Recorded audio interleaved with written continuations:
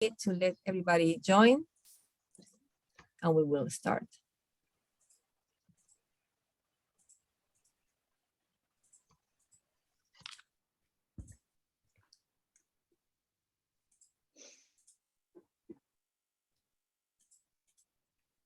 In the meantime, we're promoting attendees to panelists so that they can speak and we can see them.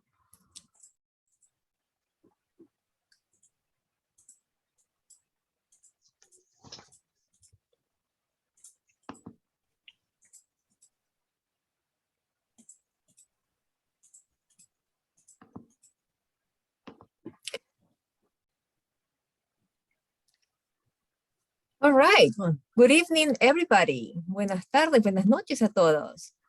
We are super happy to have all of you here to learn about a very important topic, which is imposter syndrome. And first of all, I would like to introduce myself. My name is Cynthia Ellenstar. I'm the Associate Executive Director at Unidos Now. And I would like to introduce now the Executive Director, Luz Corcuera. Luz. Thank you so much, Cynthia. Buenas tardes y bienvenidos a todos al seminario. Thank you so much for joining us today. We are extremely excited. We've been planning this presentation for several months, and it's an honor for us to have Dr. Shelley Carson, who received her PhD in psychology from Harvard University, where she conducts research, teaches, and advises students. She has served as a senior consultant and subject matter expert for a U.S. Department of Defense project, which provides online mental health assistance to service members returning from Iraq or Afghanistan. Her research on creativity, psychopathology, and resilience has been widely published in both national and international scientific journals. Welcome, Dr. Carson. Thank you, Luz. Thank you. Dr. Stephanie Peabody has more than 20 years of experience as a clinician and program designer, consistently working to improve outcomes in brain health, development, aging, and performance. She's the founding director of the Academy for Brain Health and Performance and the creator of the Brain Health Initiative. Thank you so much, Dr. Peabody, and welcome to the workshop. Thank you so much, Luz.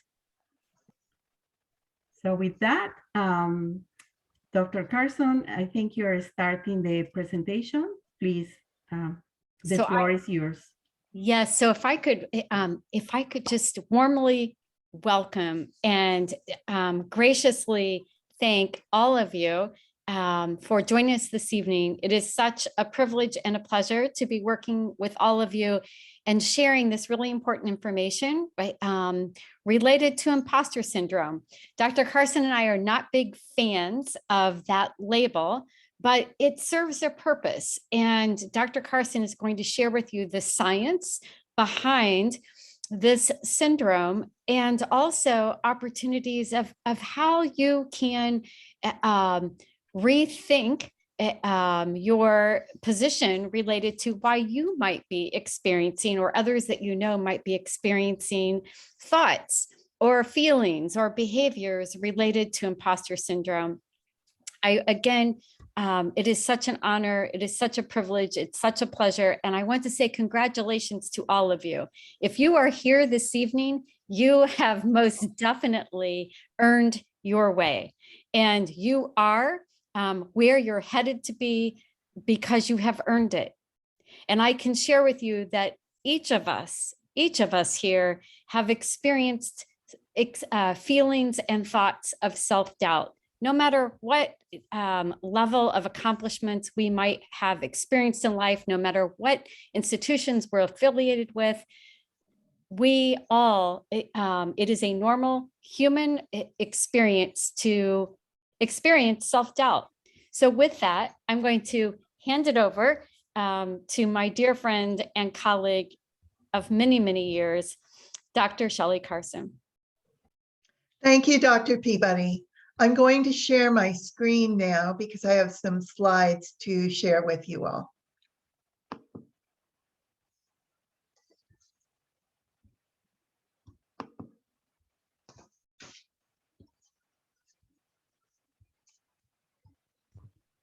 While Dr. Carson is trying to work out the technical part of this, I just want to remind you that there is simultaneous interpretation, English to Spanish, and I want to thank Lucero Guzman for doing it.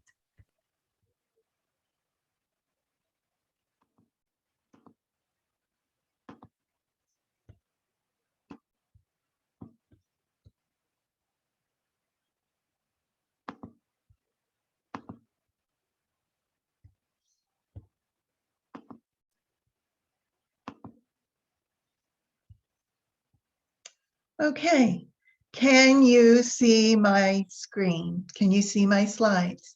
Very good.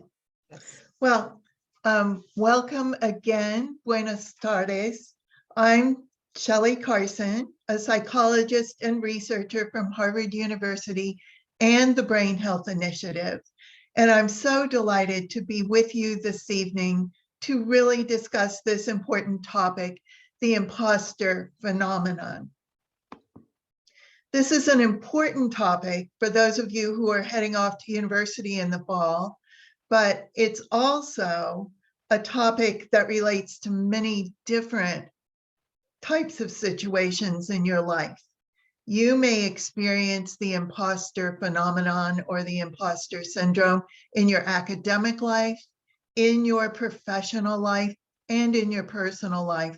And I know that I've experienced this, and I'm going to tell you a little bit about my experience in a few minutes. But first, let's talk about what we actually mean by the imposter syndrome or the imposter phenomenon. An imposter, of course, is someone who is either pretending to be someone they're not, or they're pretending to be able to do something they can't do. But what is imposter syndrome? It's the belief that you don't belong in a particular place or situation because you're not worthy to be there, or you're afraid that when others find out you're not worthy, you'll either look foolish or be excluded or even asked to leave the situation. In the imposter syndrome, you believe that you yourself are not who you're pretending to be, or that you actually can't do what other people think you can do or are depending upon you to do. In other words, you find yourself in a situation where you feel like you aren't as capable as others think, and you fear that you'll be exposed as a fraud.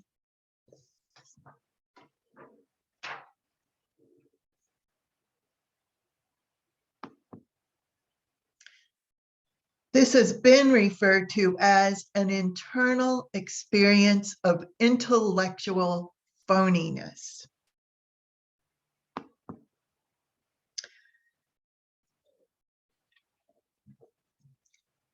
The term imposter syndrome was first applied by the researcher Pauline Clance in 1978.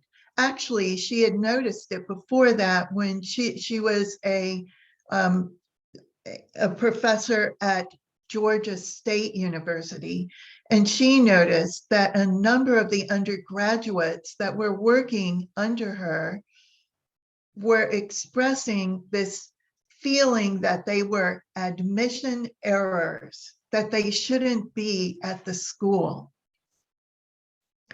Later, she found that when she was doing more research, she found that this applied particularly to women students, and to women in positions of authority. So that a woman who had an achievement felt somehow fraudulent, felt that they didn't deserve the accolades that they were getting. Now, who else tends to have imposter syndrome? First generation college students, actually many college students, but especially those who are the first in their family to attend college. It's also prevalent in Latinx and Black American college students.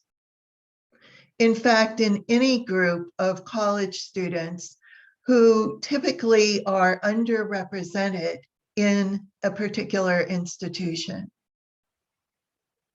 And finally, individuals who tend to be perfectionists are more likely to have imposter syndrome.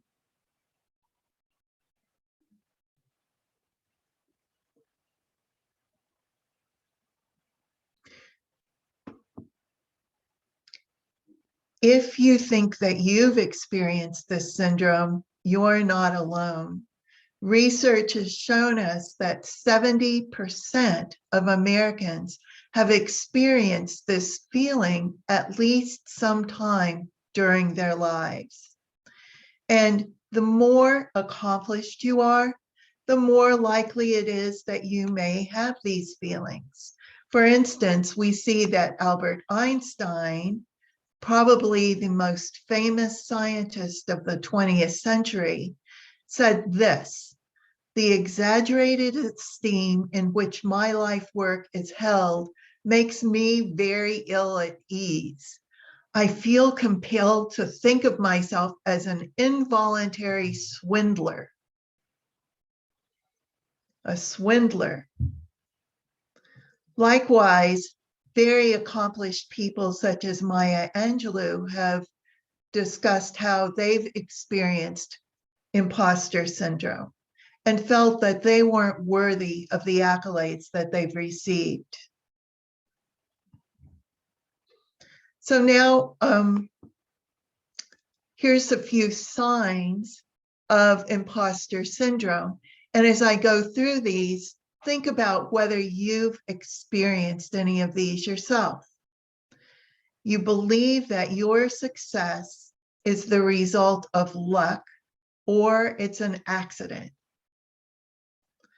You feel insecure about your worth or your abilities, even though there's evidence of your success. You worry about how others are judging you. You can't enjoy your successes because you're so worried that others will find out you're not as good as they think you are. You don't try new things for fear you won't be good enough at them. And this is a very common problem with people with imposter syndrome.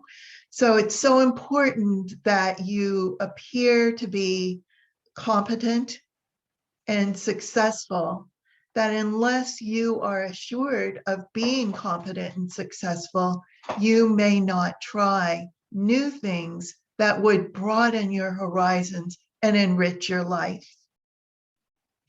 You're constantly comparing yourself to others and believe that most others are better than you or have a better life than you.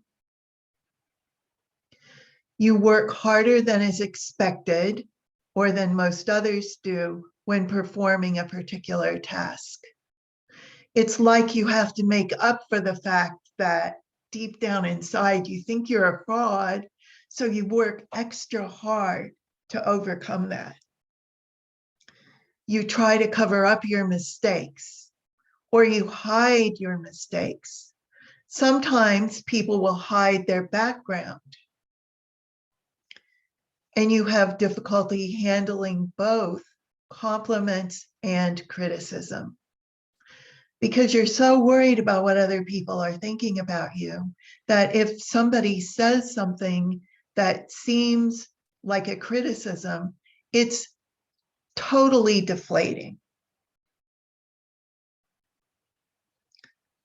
So now what I'd like to do is take a poll, if we could, and see how many of you have had these thoughts or feelings. If we could initiate the poll, please.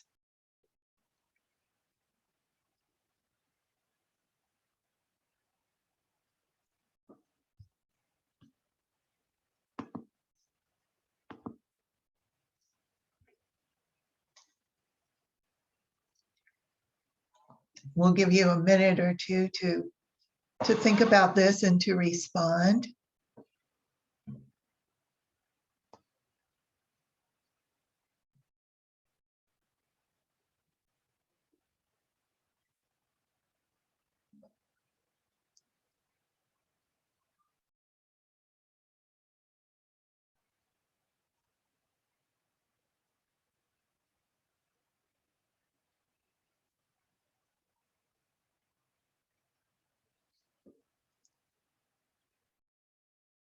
Cynthia or Alex, if you could just let me know when you think that most people have put their answers in or submitted their answers.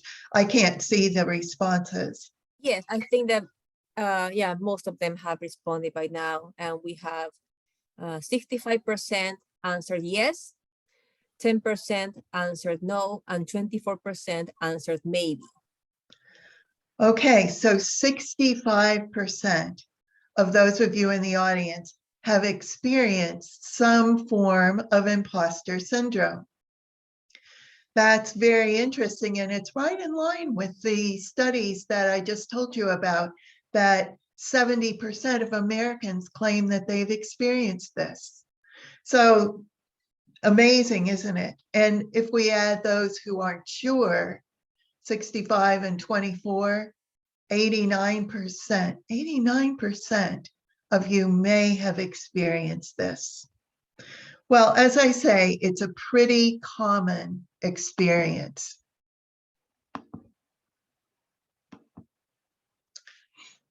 And as we go through this evening, we'll discuss what the imposter syndrome is, the causes and consequences, how to deal with it, and then we'll end with some tips for college experience, because I know that many of you in the audience are either high school students or college students, and you're either getting ready to go off to college, or you've already been at college, or you will be headed there in a couple of years. So I'd like to tell you, before we go further, about my own experience with imposter syndrome, because as I say, most everybody experiences it at one time or another, and mine had to do with going to university as well. So I somehow got accepted into the psychology doctoral program at Harvard University. And you can tell right away when I say somehow I got accepted, that that's a sign of imposter syndrome. How did I get accepted? Somehow I got accepted. And that was so exciting that I was beside myself with joy when I got the acceptance letter. But when I actually got to the Harvard PhD program, I realized that all the other doctoral students had backgrounds in research at prestigious institutions. They had published papers, they'd worked with some of the most renowned researchers on the planet. And what do you think my background was? I'd been a flight attendant with a major airline and then a stay-at-home mom. So that was my path to the Harvard PhD program.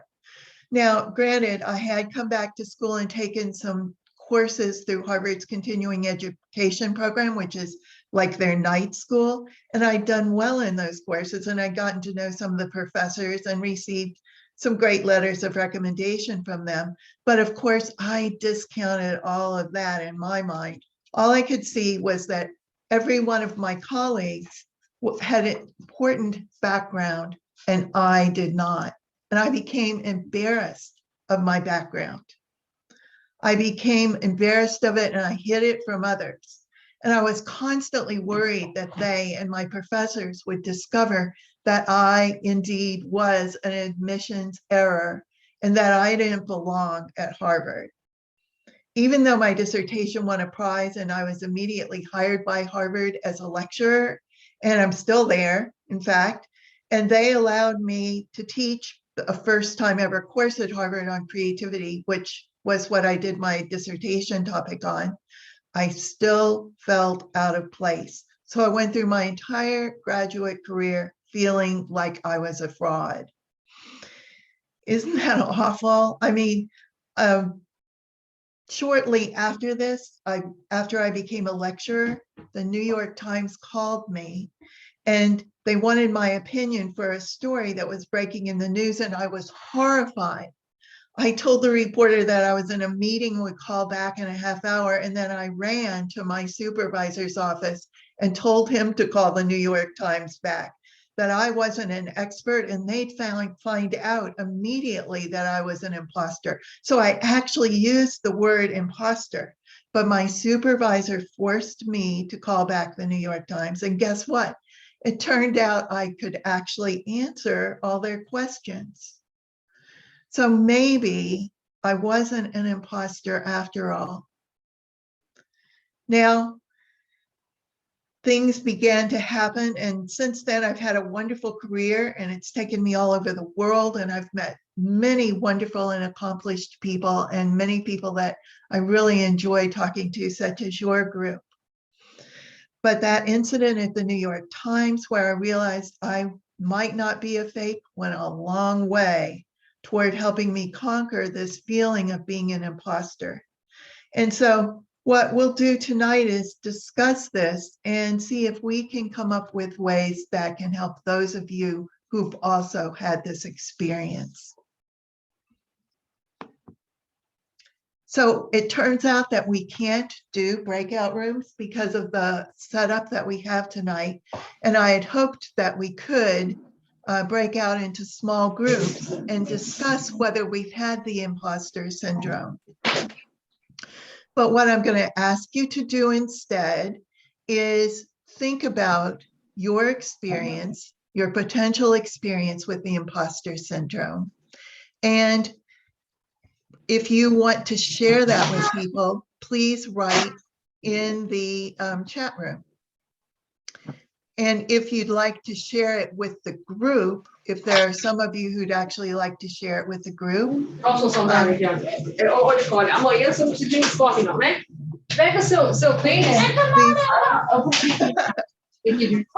Please feel free to raise your hand and tell us your story.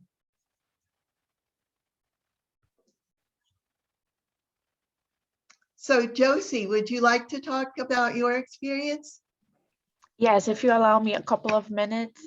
My name is Josie Ann Sales, and you just described me with every of the symptom that you mentioned. I was just talking to my sister that I have some limited mentalities, thinking that I don't deserve. And I think this is what I have, the imposter syndrome. And I want to mention something that just happened last week. I just recently graduated college with honors, and I got a really good job. It's a governmental job and in the accounting department. And when I went for my interview, and they saw all of my qualifications and my skills, and I am certified in Excel. It's a program that is used in accounting. But of course, they use very complex tables and all of these very complex calculations that I am an apprentice. I'm there as an assistant, so I don't know that. I just know the basic calculations. So the lady that I work with, she said to me, oh, so-and-so, which is the boss, mentioned that since you're not an expert in Excel, and then she stopped talking because another person walked in and started talking to her. And for those 20 minutes, I was going crazy in my mind. I was like, oh my gosh, they're going to find out that I am an imposter. They're going to either reduce my salary or fire me because I told them that I knew Excel, and now they're finding out that I really don't know. What am I going to do? I'm loving this job, and I already told everybody I got this new job, and what if they don't want me here anymore? And it was like a crazy 20 minutes until this guy walked out, and she continued. So Josie, so-and-so said that because we love you so much, you're doing so wonderful here, she's paying a course for you so you can become more, so you can learn more about Excel. And when I'm not here, because both of us is responsible, then you can take over and work on the complex tables, because we know they're very complex. And I felt like a really relief. But isn't that amazing that I just went through this experience, and now you're talking about this, how important it is, what this is, and how we can prevent it from happening. So thank you. Well, it is amazing, and congratulations on graduating from college, and congratulations on your great new job. And this is one of the things that Josie has mentioned. This is one of the things that happens so often with people that have the imposter phenomenon. They believe that they have to be experts at things when, in fact, you are an apprentice, you're a novice, you are learning new skills. People don't expect you to know a lot of these skills when you first enter a new position, yet we have it in our minds that we have to be the expert. We have to have all the answers. And in fact, the more mature and the more professional response is, I don't have all the answers, but I'm eager to find out how to get them. And I will get these answers for you. Does anybody else want to share their experience?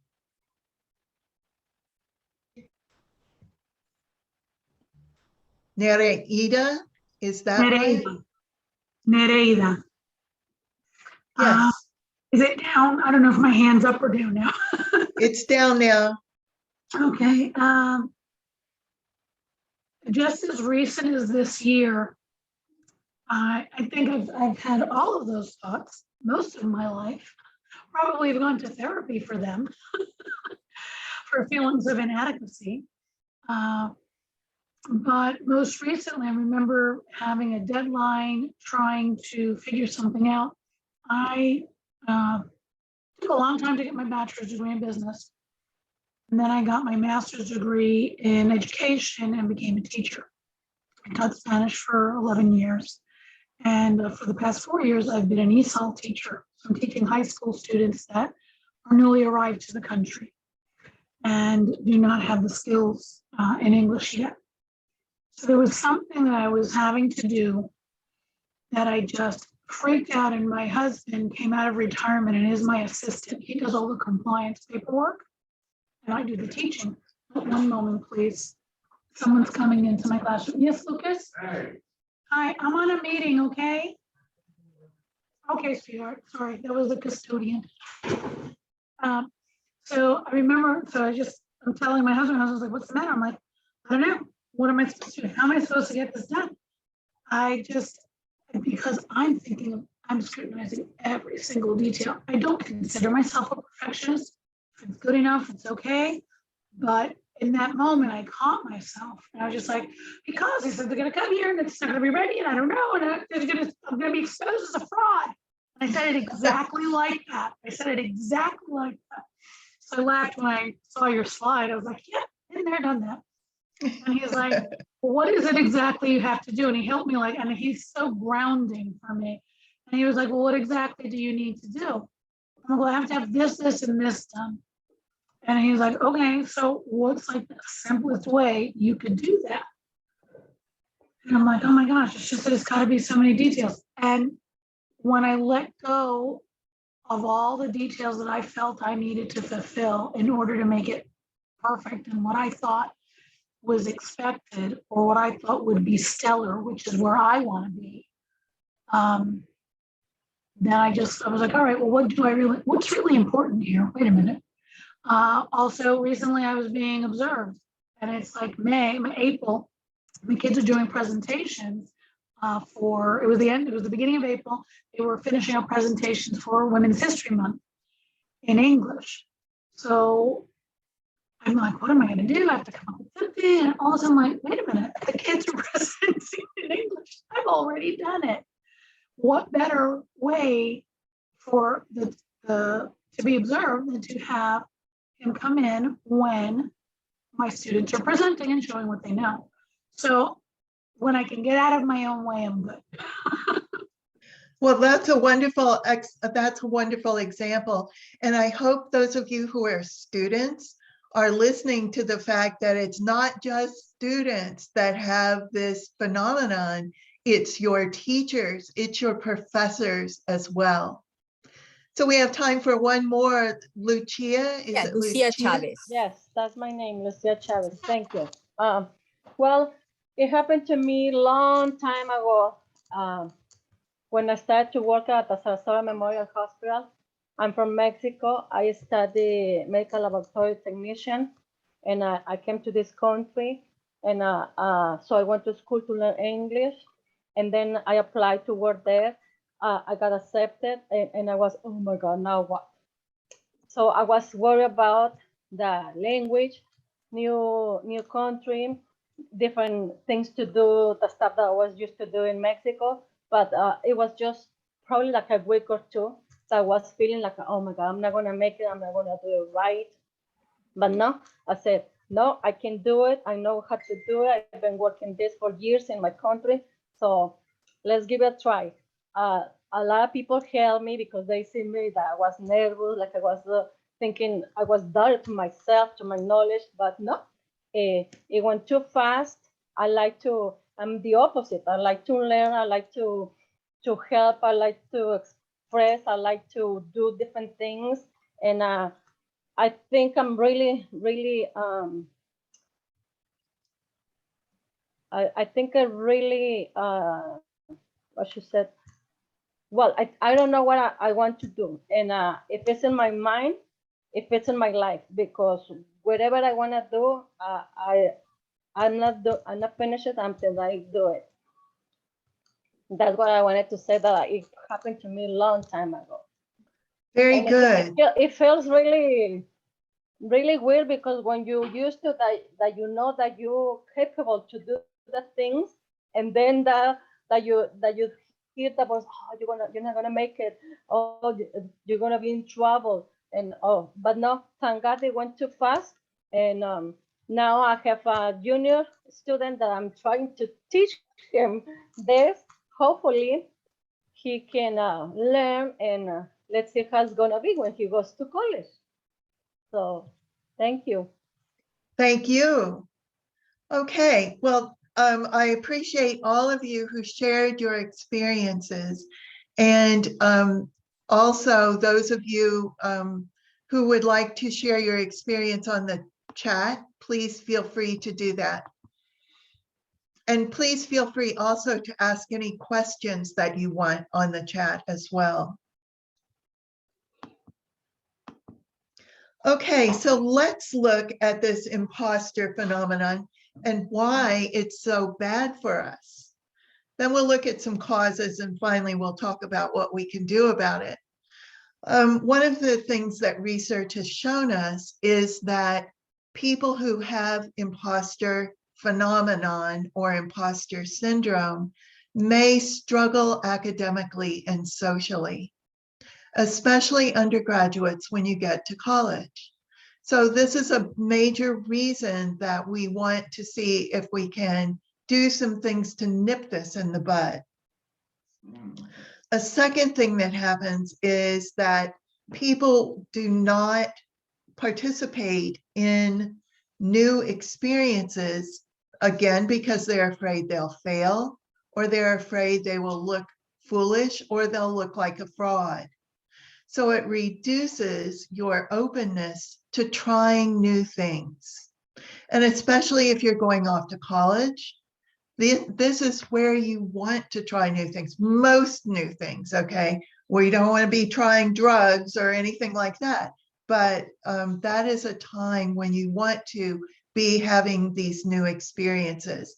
And imposter syndrome, according to research, reduces individuals' ability or likelihood of trying new things. Another consequence is that you simply can't enjoy your own accomplishments.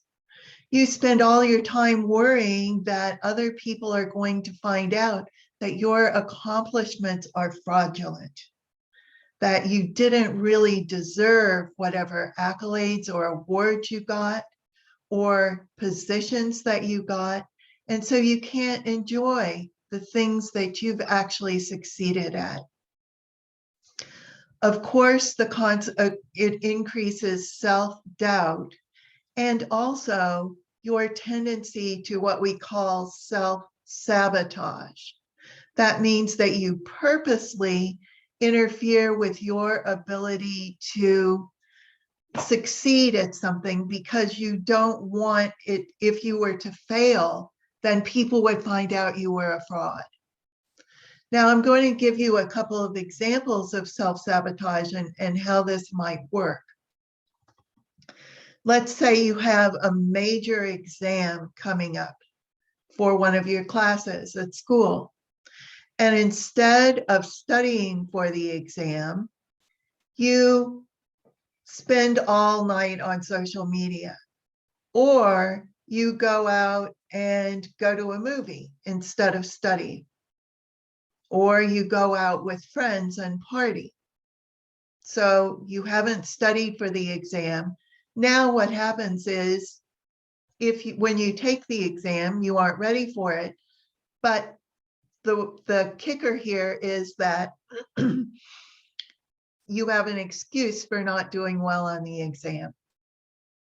You've built in an excuse. Well, I didn't study for the exam. If I'd studied for the exam, obviously I would have aced it, but I didn't study for it. And so that's why I got the bad grade. This is called self-sabotage. And people with imposter syndrome engage in it. Another consequence of imposter syndrome, and there are a number of studies that have looked at this, indicate that people experience more psychological distress if they feel they are an imposter. There's anxiety, there can be depressive symptoms, and a whole lot of stress.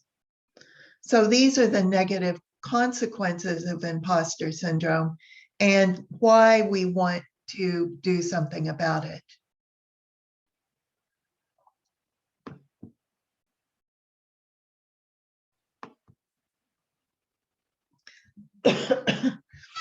What are some of the causes of imposter syndrome?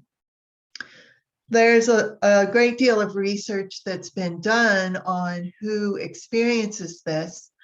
And one of the major causes is negative personal beliefs about your abilities. Now, how do you develop negative personal beliefs about your abilities? In some cases, it could be because you've experienced criticism from authority figures. So that could be in the home, in the church, in your school, that you've experienced negative, a lot of criticism from people who think you aren't doing your best or that you're not good enough. But there are also cultural beliefs about your abilities. And one of the things that the research indicates is in the Latinx community and other communities, of minority communities, that there's often this sense that, hey, this isn't what we do. So in the Latina community, you may know that your community is great at baseball and they're great at singing and great at dancing, but not always the top students at university or at even in high school. And that's a cultural belief that's shared not just by you, but by your community, your cultural community.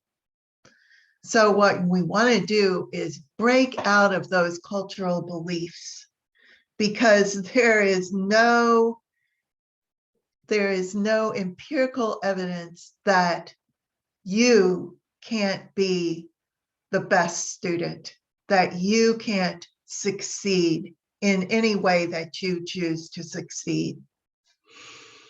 Another cause of imposter syndrome is what's called high achievement orientation.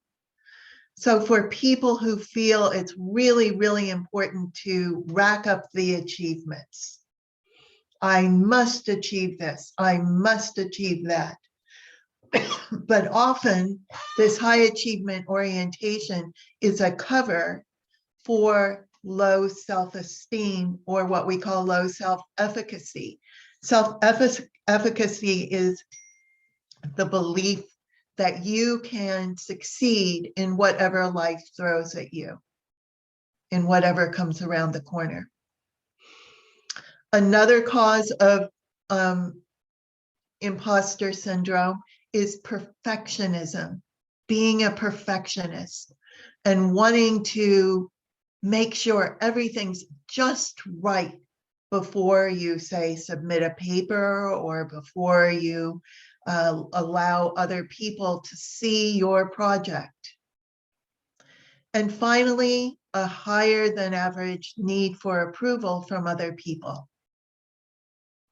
So many of us want to please others, but one of the things that will help us when we're working to overcome imposter syndrome is to free ourselves from the need to have the approval of all other people. Are there any questions that people have at this point? You can put them in the chat. Dr. Carson, it's not a question, but there's a comment from another participant in the chat. Certainly. Would you like me to read it aloud? Yes, that would be great. Yeah, so Juanita wrote, when I first enrolled in college, I was usually the only Hispanic Mexican in the class. Sometimes I would question myself and ask, do I belong here? I would get nervous because I would feel like maybe I was not qualified to be there, even though I was. Then I would remind myself that I did belong there and that I had earned it, and I would just keep going, graduating with great grades. Excellent. I'm so glad that you mentioned the way that you overcame this, Juanita, is you had a talk with yourself, right? You reminded yourself that you did belong there and that you had earned this opportunity. So this is one of the things that we need to work on, and we have an exercise that we'll do for that in just a few minutes.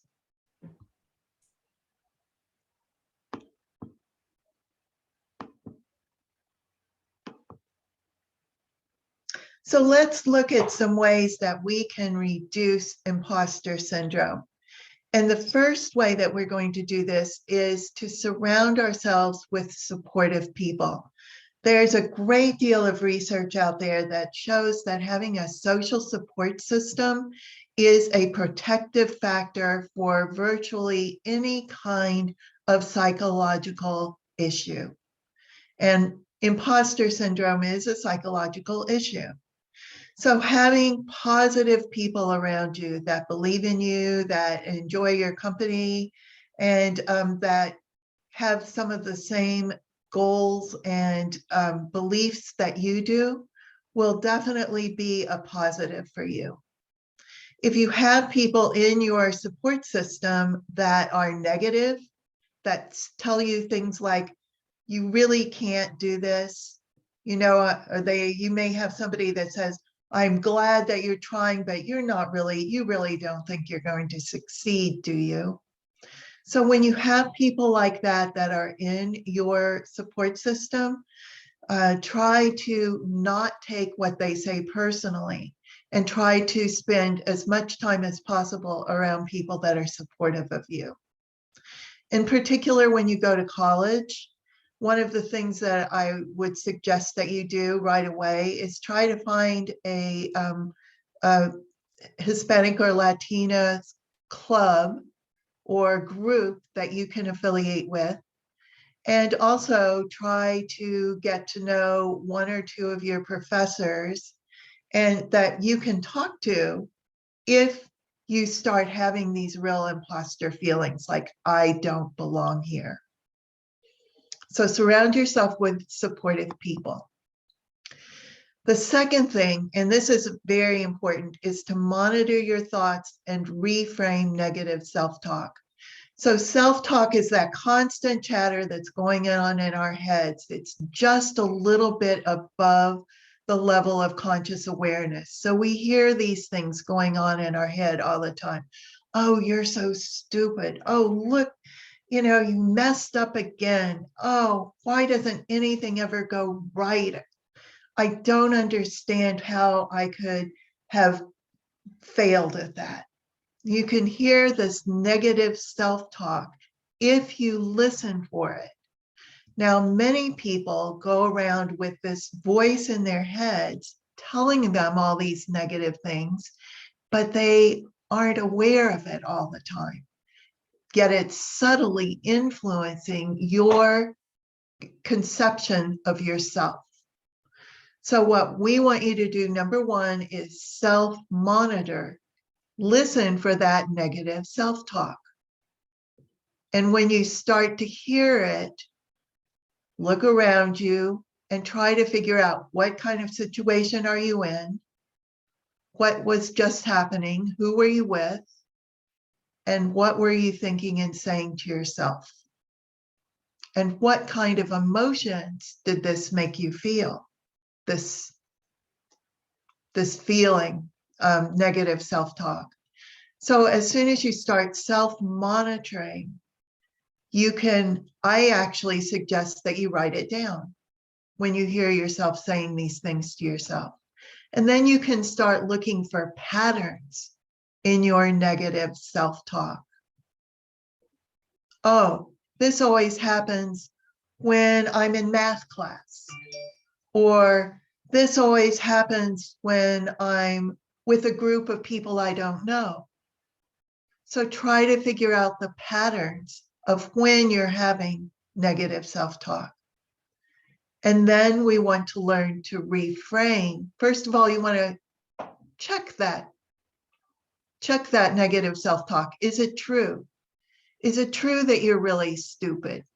No, you're not really stupid. You've got a whole list of A's and B's in your classes that prove you're not stupid. Is it true that nobody wants to get to know you?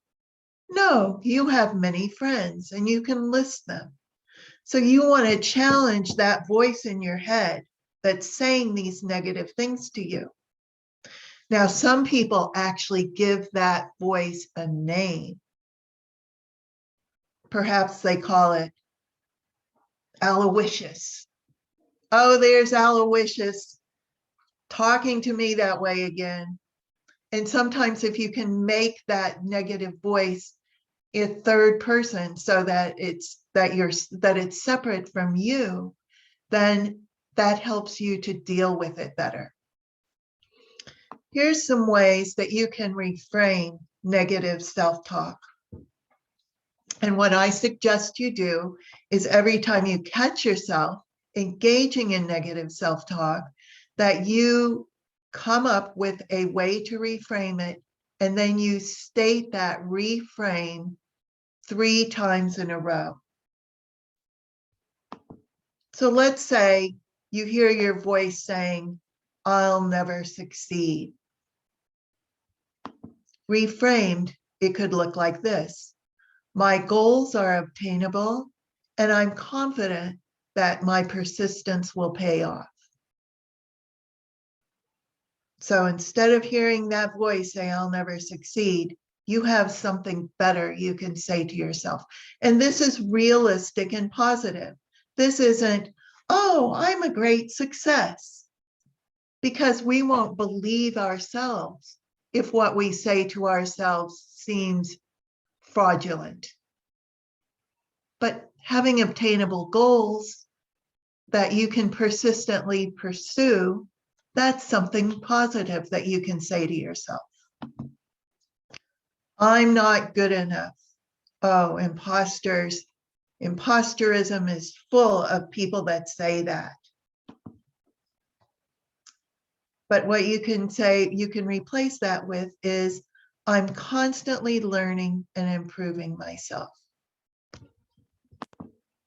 Oops.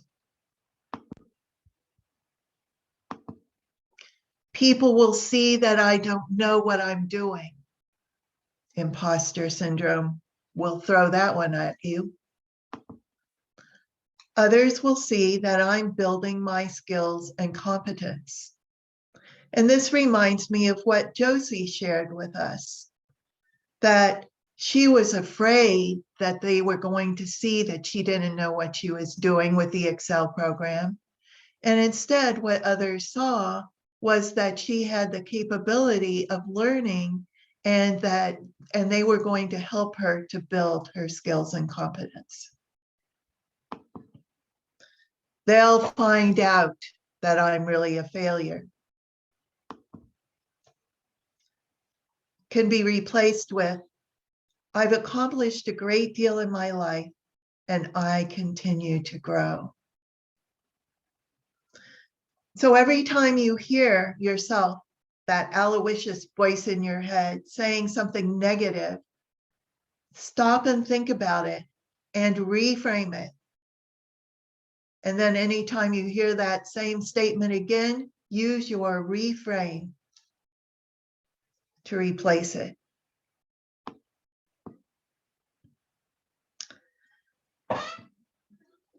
create a catalog of your successes. And this is a little exercise that we're going to do right now. Hopefully, all of you have something you could write on, perhaps a piece of paper. You can also put this on notes in your phone, or you can put it on your computer in a Word file. So what we want to do is develop a journal of our successes. And this is how to do it. Start writing down your successful experiences. And what we're going to do right now is take about 2 minutes to do this. I want you to think back to something that you felt really good about accomplishing. And just write down some keywords to it. Try to come up with 2 or 3 or 4 of these experiences right now. So we'll take a minute or 2 to do this.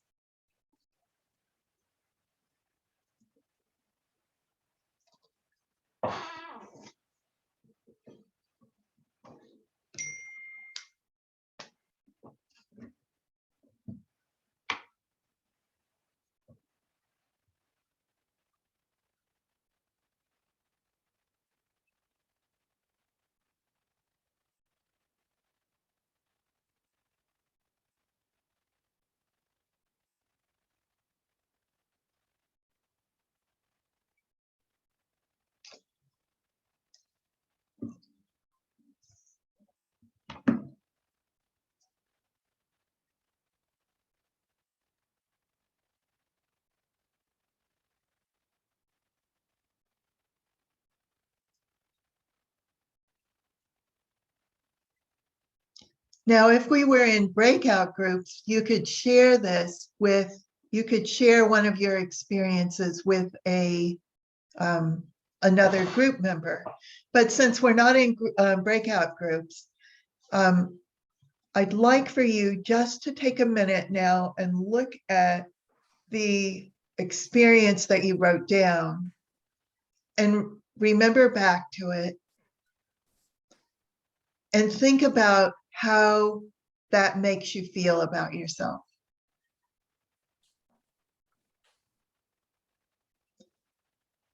Does it increase your positive feelings, or does it increase your negative feelings?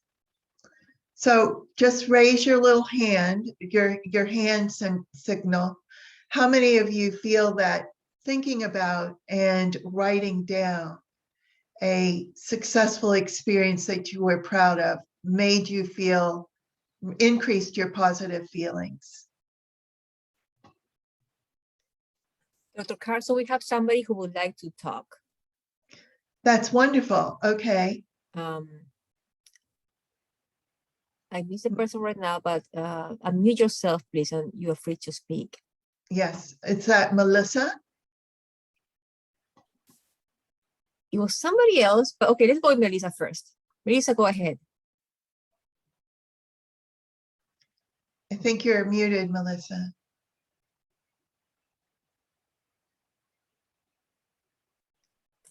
Melissa, puedes hablar, pero tienes que activar tu micrófono. I apologize. I was responding to her instructions. You're good. You're good. Gracias. Okay. All right. So did Melissa say she needed instructions? No, you're fine, right, Melissa, now? Yes, I'm fine. I was responding to what I thought she was asking us to do. No, I do want you to respond to that.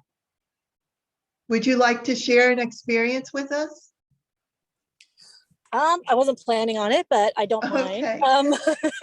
I don't want to put you on the spot. That's okay. That's okay. It's not the first time. It won't be the last time, I'm sure. Probably the most significant time in my life that I is this what you're asking, when we felt this way, and then how we overcame that? Is that what I understand? Yes, or even just when you were successful, that you did something you were proud of, successful that you were proud of.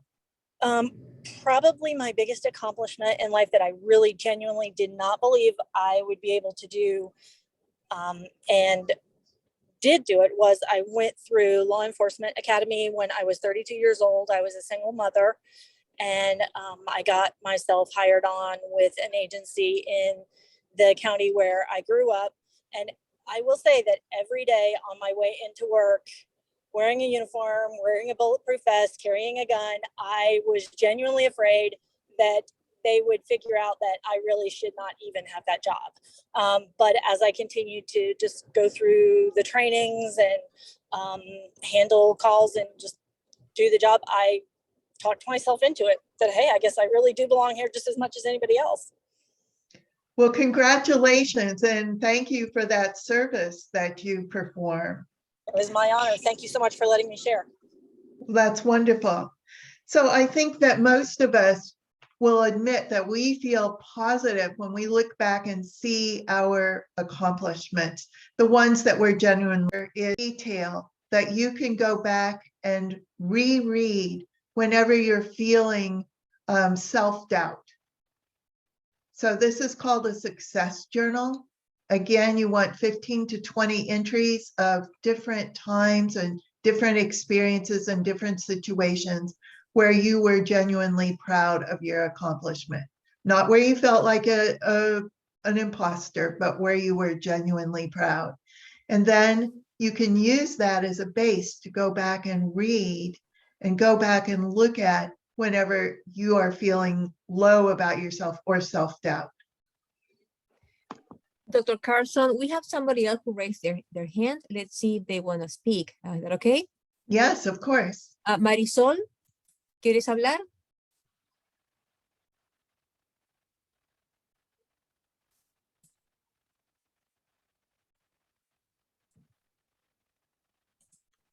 Marisol, tienes que dar tu micrófono. Well, Marisol may have had her hand up saying that she felt Could be, yeah, she's positive. not replying. So, okay, and we also have a question in the chat. Lisbeth is asking, Dr. Carson, are these the same tips that can apply to elementary and middle school students? We have some students that are going to schools or attending programs where they don't see peers or teachers with their same race background and may be feeling out of place and experience this syndrome. Yes, I definitely, all these particular concepts will apply to people of any age. Definitely, I would say for middle school students, reframing their thoughts is a little bit trickier with elementary school children, but I think it's really that when you're working with elementary school children, what you can tell them is, if you hear a voice in your head telling you you can't do something or that you're no good at it, then let's get rid of that voice, or let's teach that voice a lesson, you know, that you really are good at it. So the next thing that I think is very helpful for people who have imposter syndrome is to look at others who have gone through trials and tribulations and come back and succeeded. That these are what we call resilient people. They've experienced adversity and they've bounced back and done wonderful things with their lives. And the more you read about these situations, the more you realize that no matter what you have in your background, whether it was poverty, whether it was abuse, whether it was alcoholism in your family, whatever it was, that it's possible to overcome this and still live a successful and positive life. So reading the biographies of resilient people is a very helpful thing to do to make you understand what is possible. Avoid social comparison. Now, one of the things that we see very often with imposter syndrome is that people are constantly comparing themselves to others. and you're seeing that you come up short. So for instance, when I entered my graduate program, I compared myself to all those other students who had these research backgrounds and published papers and everything. And instead of doing that, what we want to do is live in a space of gratitude for what we do have and what we can accomplish, rather than constantly comparing ourselves to others. You want to use yourself as your gauge. So compare yourself to what you used to be like before you learned a particular skill, and be proud of that advancement and that personal growth that you've experienced, rather than trying to compare yourself to other people. When we compare ourselves to other people, it engenders bitterness. And it doesn't matter, the research says, whether you are comparing upward or downward. An upward comparison means that you're looking at somebody who you think has more than you do, who's better than you do. And downward comparison is when you're comparing yourself to somebody who may not have as much as you do.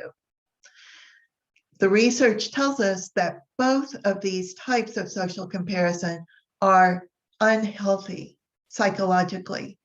So we don't want to be comparing ourselves. And one of the big ways that we do compare ourselves is through social media.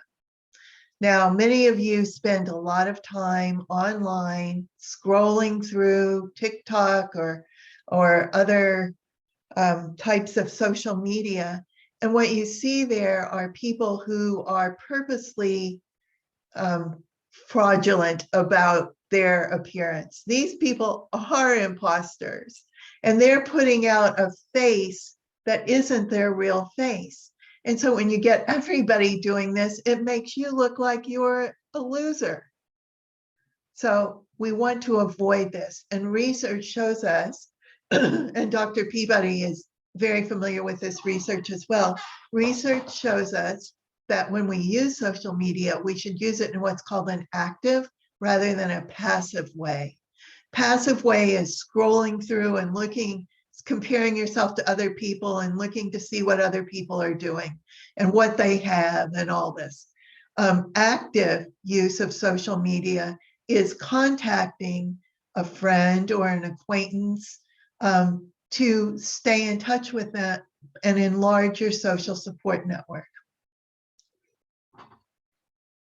So our recommendation here is to avoid social comparison and avoid time that you spend on social media. Try to reduce that time. Learn to accept positive and negative feedback. So some of the things that people who have imposter phenomenon have difficulty with is accepting compliments.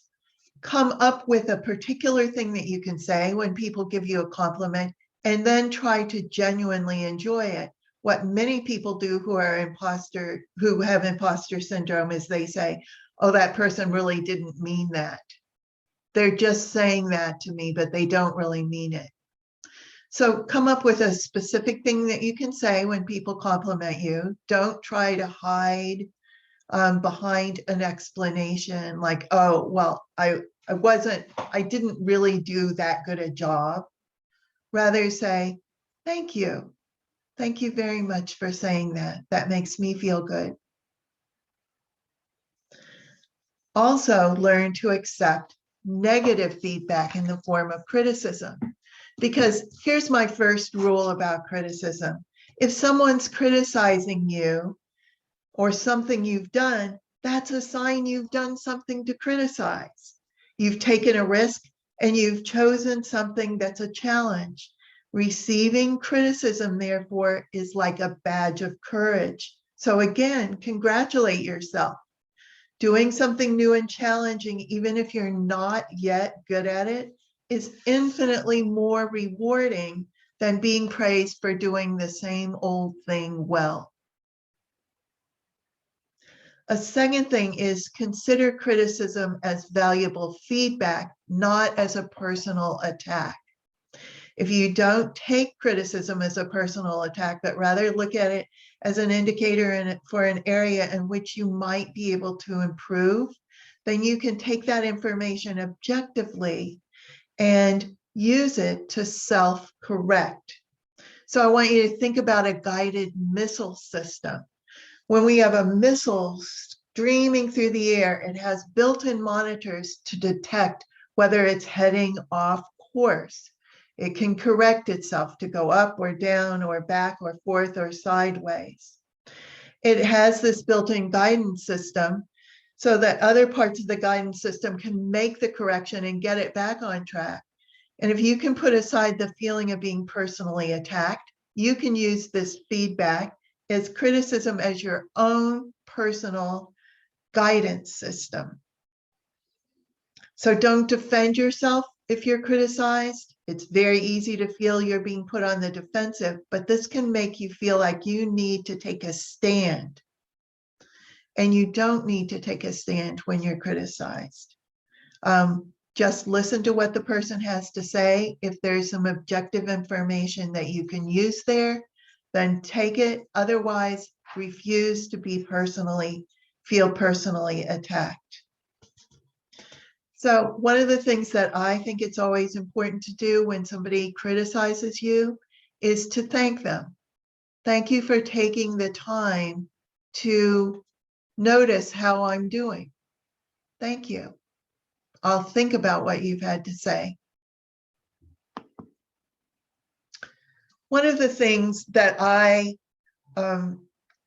like to share with people is this quote from my mentor at Harvard, Ellen Langer. Now, she was the first full professor, female, in the psychology department at Harvard. And she's published many books on mindfulness. She's a mindfulness expert. Well, when she was later in life, maybe in her 50s, she decided to become an artist. She decided to start painting. And when people saw her work, when she first started, they said terribly cruel things to her, like, don't give up your day job. Or, oh, I hope you improve. And so what Ellen says is this, what Dr. Langer says is this: the problem is not knowing what to do or how to do it. Rather, the problem is thinking that we should know. When you engage in a new experience or a new situation or a new opportunity, you don't know the ins and outs. Why should you? You're just starting. But we feel like we should know, and we try to hide the fact that we don't know, rather than accepting that we don't need to know. We're learning, we're growing.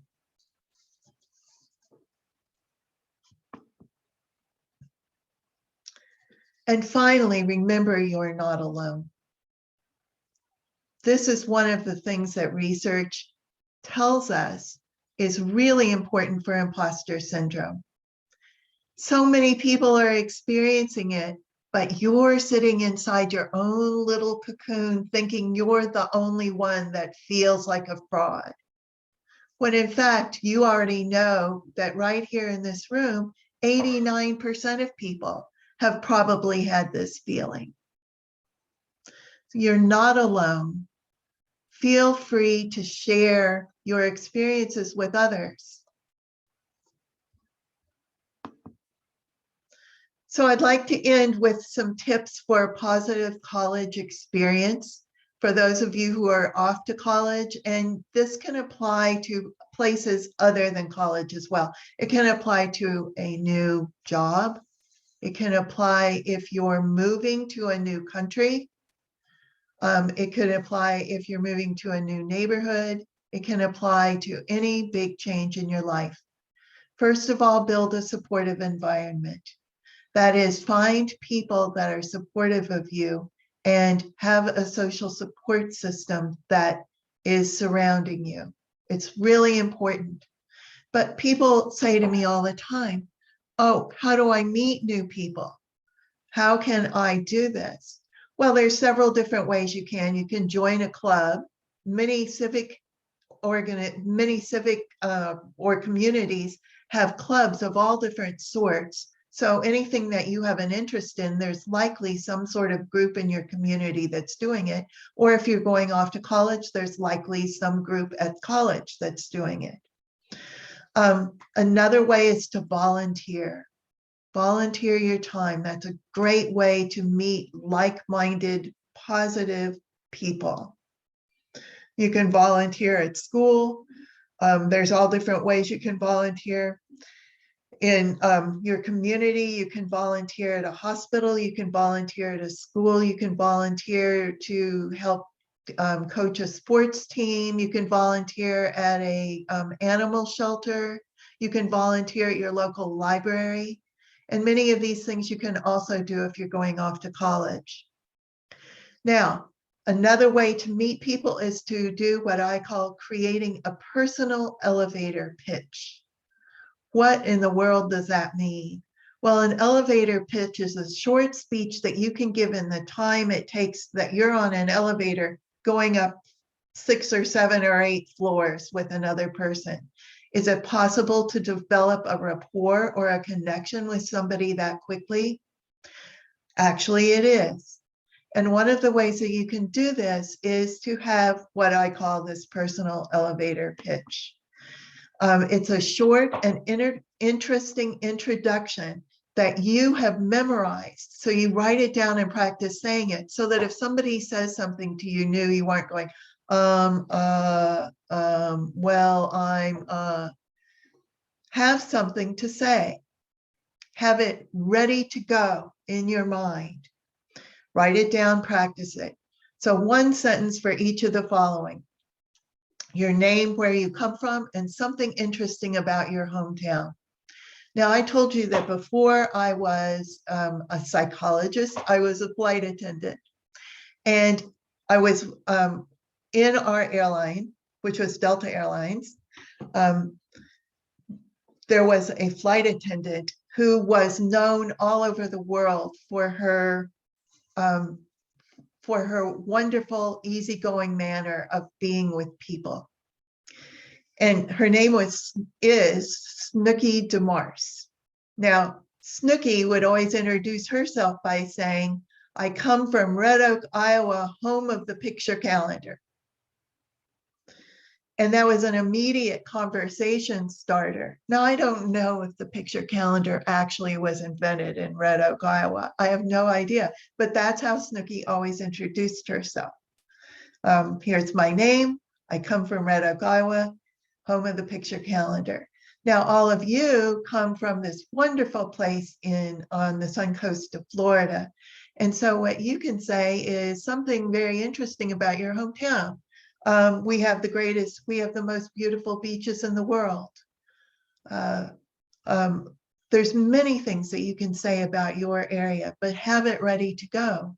So I come from Sarasota, I come from here, I come from there, but best beaches in the world. You can say you are the home to the Global Brain Health Initiative. Oh, yeah, there we go. Home of the Brain Health Initiative. Great. Have a one-liner, a one sentence for what you plan to study in college if you're headed off to college. Or if you are not going to college, then have a line about what you did study in college. Or if you didn't go to college, what you studied wherever you were. Have one line where you can notice something interesting about the person you're talking to. For instance, you might say, I noticed that you're wearing a Red Sox cap. Are you from Boston? Or you could say, are you a Red Sox fan? You're obviously a Red Sox fan. And then that can start a conversation. So have a one sentence way of noticing something about the person you're talking to. Have one interesting fact that you can say about yourself. So for instance, about myself, I can say and I do say, because I actually grew up in Kansas, that I participated in the pancake race in Liberal, Kansas. My friend, Snooky DeMars, tells everybody she was born on a snooker table. That's where she got her name. So have one interesting fact about yourself that you can share. Doesn't have to be, it certainly shouldn't be something that's boastful, just something interesting. And then one sentence about your hobbies, sports, or extracurricular activities. So this is your elevator speech. Have it prepared, write it down, be ready to talk about it whenever you meet somebody new. And it will really help you to increase your social supports network, your social connections with other people. And that in turn will help you reduce your feelings of being an imposter. Oops. So one of the things, let's see, I am missing one of the things that I wanted to do to talk about, and that was to be kind to yourself. And I thought, as we wind up today, that we would do a loving kindness meditation very quickly. This loving kindness meditation will allow you to feel more positive about yourself, increases self-acceptance and self-compassion. So I'll close with this, unless Dr. Peabody, do you want to add anything more about, and you probably have some closing remarks, but if you have anything about imposter syndrome, would you like to add it before I do this?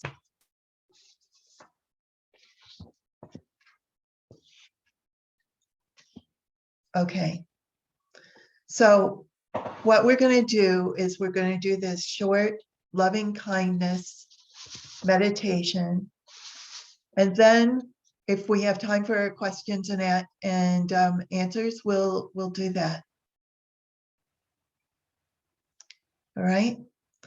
Sit down now, make sure you're seated comfortably, and start to take a few deep breaths to relax the body, allowing your breath to become natural without trying to force it or control it.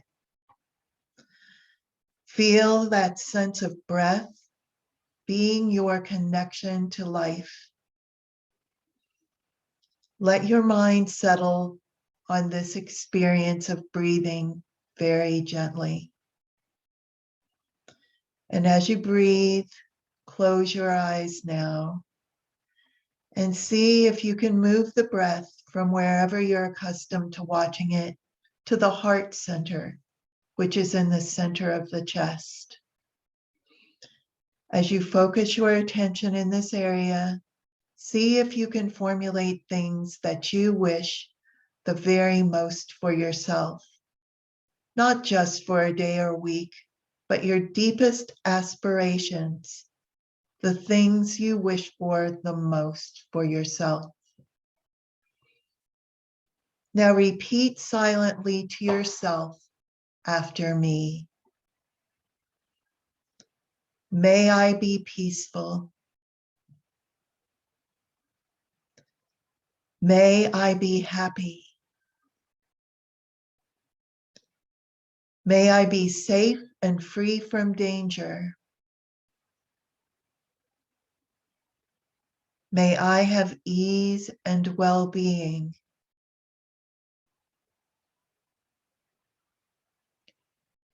May I enjoy my successes and learn from my mistakes.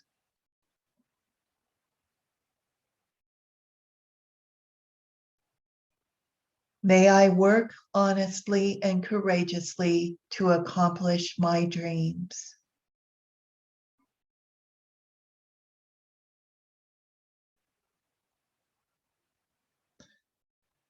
May I be peaceful. Again. May I be happy. May I enjoy my successes and learn from my mistakes. And again, may I honestly work and courageously work to accomplish my dreams.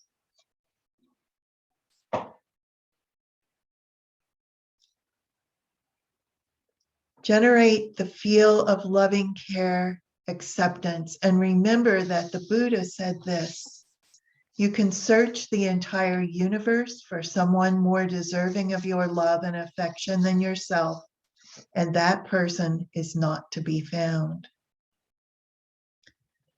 Now, think of somebody you feel a lot of gratitude toward, someone who's helped you a lot in some way, and direct this feeling of loving care toward them.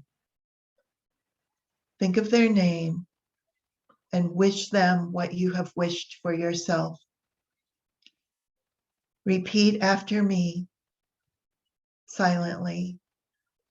Just as I want to be peaceful, so may you be peaceful.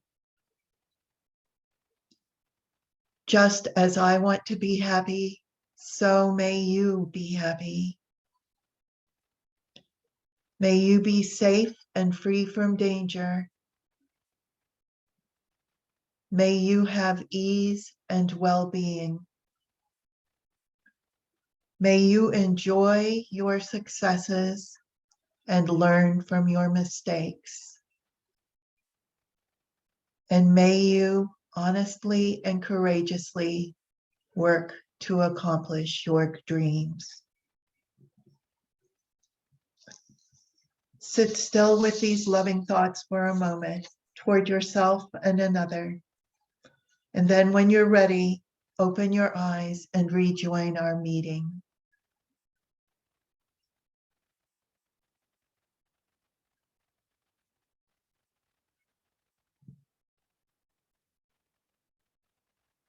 Thank you. Thank you, Dr. Carson. I just wanted to share as you were leading this meditation, I was hearing the evening birds singing in the background, and I just want to share thank you. And I also want to share that as a parent of a graduating senior in high school, the meditation that you just led are the very thoughts that I would want to share with him or with any of my children. And so thank you. That was extraordinary. Thank you. Thank you. Thank you. As always. Now, do we have any questions that people would like to discuss before we wrap up? I do not see any questions. I do see a comment of one of our high school students that she shared in the chat. She wrote, usually I am my biggest critic. I'm usually really hard on myself, and I doubt my abilities 80% of the time. One of my biggest accomplishments is getting my certification in Adobe InDesign and Illustrator. Through the entire exam, I was doubting myself and telling myself that I wasn't good enough and I'm probably going to fail. Unexpectedly, I passed my exam with flying colors. One of my greatest accomplishments. Congratulations, Natalia. That's wonderful. Congratulations. Fantastic. Thank you. So I think that's a wonderful note for us to end on. We're almost out of time. And just to reiterate, 3 things that I think are most important to do when you're experiencing imposter syndrome. First of all, remember you're not alone. Secondly, remember to reframe your negative self-talk. And third, after you've created your journal of successes, remember to go back and revisit that to remind yourself that you, in fact, are successful, that you are accomplished, and that you can do great things. Thank you so very much, Dr. Carson, Dr. Peabody. This was a fantastic session. I do hope that you can come back and share your knowledge with us. I think our audience was very engaged, and ending this way with such a loving, caring meditation was the perfect segue to go back to our busy lives and just to remind ourselves as a Hispanic community that we belong, that we are vibrant, we are very important in this region and in the world. So thank you, both of you. It was an honor having you, and I think everybody is so excited to start the journey. So appreciate all your presentation, and thank you to those who took the time to join us this evening. Thank you all so very much, and please continue to invite us. Thank Absolutely. you. Thank you, everyone, for coming and being with us. Thank you. This is Thank wonderful. you so much. If people want to just turn on their cameras and so that we can wave or we can clap together for our presenters, that would be fantastic. And Let's for just all give of them a you. round of applause. We're clapping for all of you. For all of the students that are graduating today and the proud parents who made it possible. So thank you. Absolutely. Woo. Congratulations. Go out there in the world and light it up with your own brand of creativity and with your own abilities. And please keep us posted. Thank you Definitely. so much. Have a great evening. Great. Good night, all. Good night. Good night, everyone. Thank you all. Thank you.